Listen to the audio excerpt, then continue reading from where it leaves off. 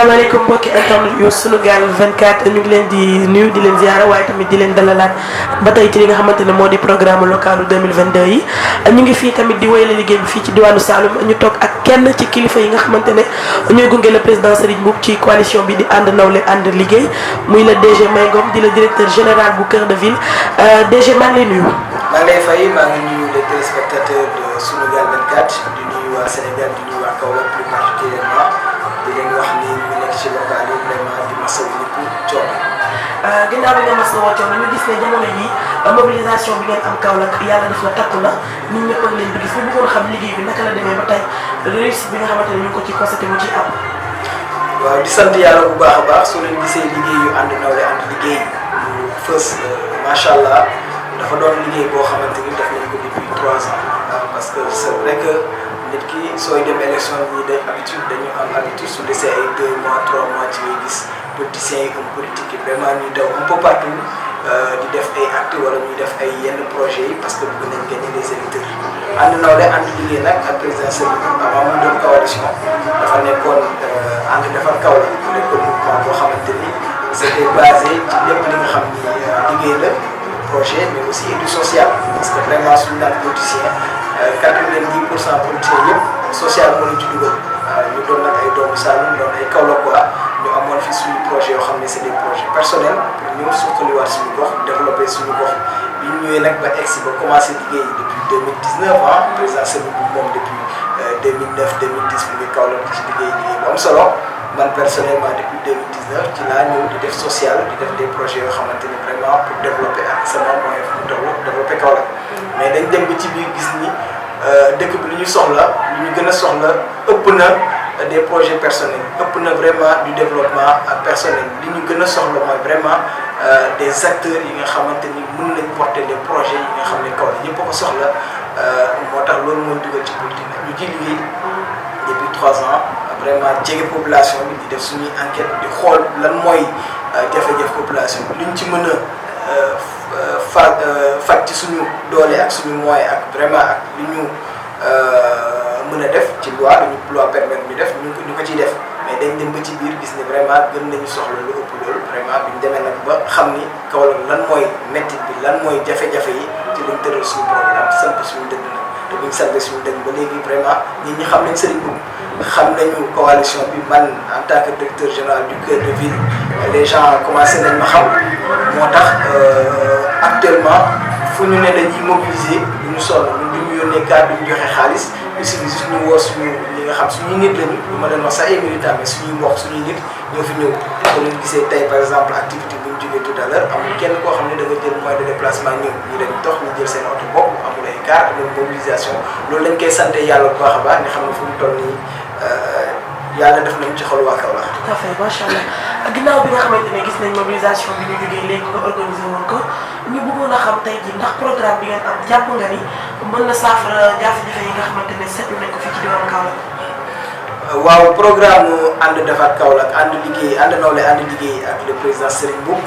dafa doon programme boo xam ne dama ne li ma wax tout à l'heure ñun dañu dugg ci biir Kaolack quartier 45 quartiers yu nekk Kaolack yëpp dañ fa dugal suñu bopp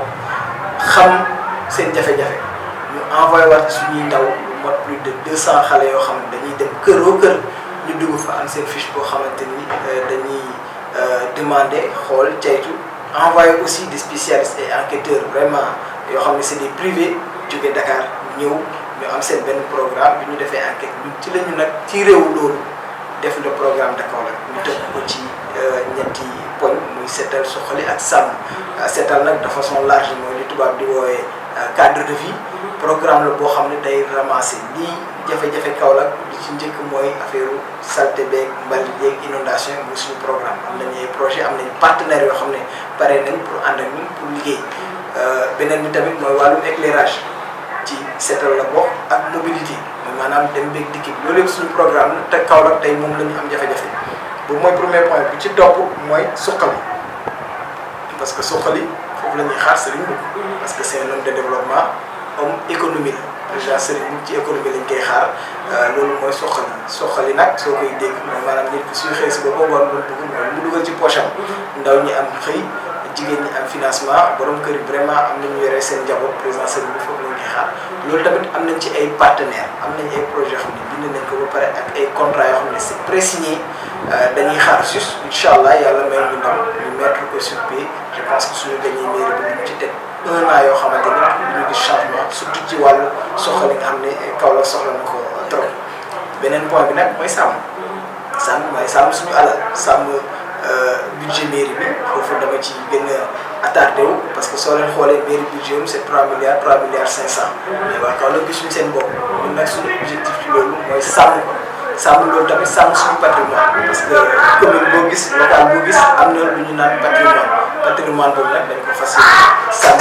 te ku ci nekk aussi sa patrimoine personnel mooy ñu am seen suuf ñu am seen projet vraiment am lu leen ëpp doole teg ci seen loxo ñun dañ koy récupérer jàppale leen ci ba yoon delloowaat leen seen patrimoine loolu mooy sàmm juste en quelques exemples. d'accord ginnaaw bi nga xamante ne teewlu nañ programme bi nga xam ne moom ngeen tëral pour convaincre la population kaolackoise ma lay may sa dernier mot nga wax ko à travers Sunugal 24 jëmee ko ci élection yi. waaw sama fi may conclure vraiment di wax ni élection yi incha allah une semaine moo ci des dimanche bi di ñëw la bu soobee yàlla di ñaan yàlla may ñu ndam ci commune bi may ñu aussi ndam ci département bi mais di wax surtout aussi les électeurs nañu dem voter ci jàmm ñibbi si ci jàmm di wax ni aussi yeneen candidats yi yeneen liste yi parce que am na 7 à Kaolack nañu jiital li nga xam ne ñoo bokk ñu lépp muy Kaolack ñu jiital jàmm jiital paix yàlla may ndam nga xam ne moom la yàlla may ndam ñu bañ a andi violence parce que élection yi su jeexee ñun Saloum ñun Kaolack waaye ñoo fi nekkaat ñu lancer aussi un message autorité yi wax dëgg yàlla nañu àtte yoon àtte dëgg suñu demee ba résultat yi leer moom ki nga xamante ni moom la yàlla may ndam tamit ñu nangu ko ñu féetale di wax ni tamit campagne bi vraiment une semaine moo ci des motatu ko sax parce que 5 jours moo ci des lépp lu ñuy def di sensibiliser waat aussi les sympathisants ak les partisans de ànd liggéey ñu def vote utile voté 2 fois ci commune bi ak ci département bi sama dernier message maa ngi koy jublu ci kilifa diine yi vraiment sëriñ seet yooyu nañu libéré seen taalibe yi ku ci nekk fi sa xol nekk nañ ko bàyyi ñu bañ a tënk taalibe yi ci ndigal loolu mooy sama dernier message merci. di jaajëfal bu baax le directeur général Mengo ma rappelé ko mooy directeur bu Cœur de Ville di ko jaajëfal ci disponibilité bi di leen joxaat rendez-vous ci beneen numéro ak yeneen. asalaamaaleykum di ñaan Kaolack yëpp ne leen vote bii nii élection yi nii pour Kaolack dafa am importance bu rëy boo xam ne mënuñu sax natt fi mu toll dafa am solo tey jii doomu Kaolack yëpp mobiliser pour voter li nga xam ne mooy bulletin bi mooy bulletin ànd liggéey ànd nawle ànd liggéey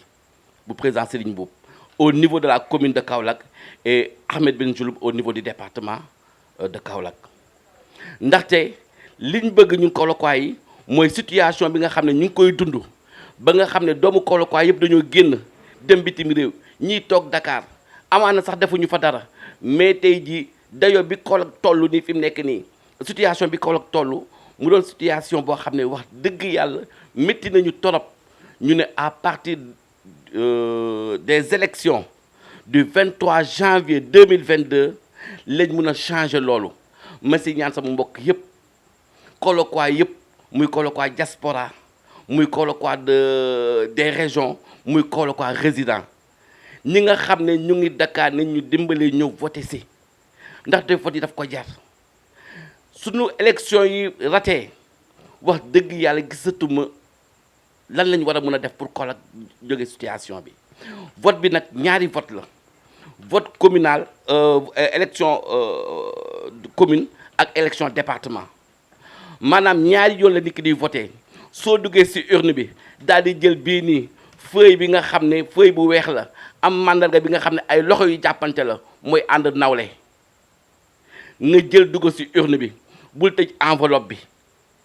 soo dugalee daal di defaat même chose jëlaat bu mel nii dugalaat ci enveloppe bi bul tëj enveloppe bi bu ko collé daal di ñëw dugal ci département bi ñu fal président Serigne Mboup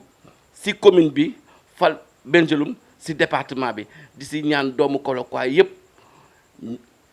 népp luñ ko mënte ñaan dañ ko ñaan ndaxte lii nii vraiment fii lañ mën a jëlee Kaolack changé ba faw tegu ci ay loxo yu wóor ay loxo yoo xam ne ay nit ñu am valeur ay nit ñu am valeur mooy ànd nawle ànd liggéey président Serigne Mboup Ahmed Bengeloum